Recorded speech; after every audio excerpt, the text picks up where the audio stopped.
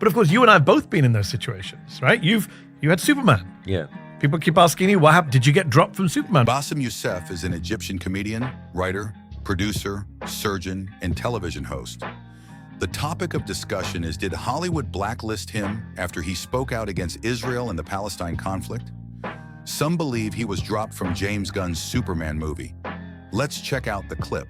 So you see, the same way James Gunn says no. The same way that's so murky with MSNBC, it was murky with Superman. First of all, I love James Gunn, and I didn't go far with this because I respect the guy, and he was very nice personally on the phone.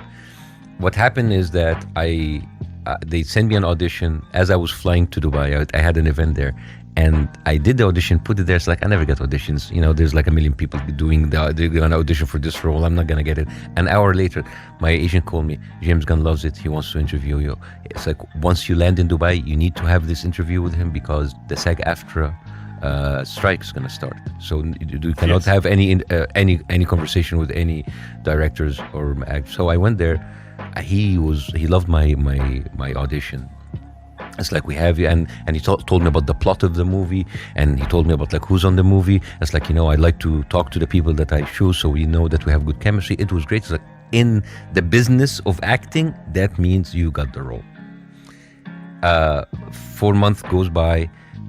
October 7th happened. All of that, the strike's still going on. I go to Australia. My agent called me. It's like, the strike is over. We called them, said they dropped you because they changed the script. Of course, I was sad for like 3 days, and then I just like put it behind me. And then I was asked I went on Chris Como. I didn't discuss it. After the interview with Chris Como asked me off camera. He said like, did you have any backlash in Hollywood? So I told him. And now I remember when I was telling him, I still had some anger and bitterness inside of me. It's like, I was angry that I was dropped. And then I said like, why am I angry? I'm doing great. Maybe I was dropped by the establishment, but I was chosen by the people because my work is, I have no middleman. I go, people pay tickets and come to I don't need a middleman. I don't need a studio. I don't need an executive to say that I can get a job. So it's like, I said, I have no anger about this. I put out a video and I kind of exonerated James Gunn because, first of all, I respect him. I like him. And second of all, I didn't want to be famous for the wrong reasons. Yes.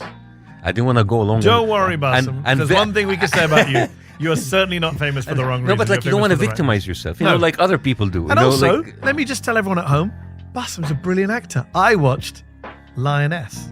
Did you see me? I did see you. Did you see me getting whacked? I saw you getting killed in your underwear in the kitchen while serving ice cream. Yes.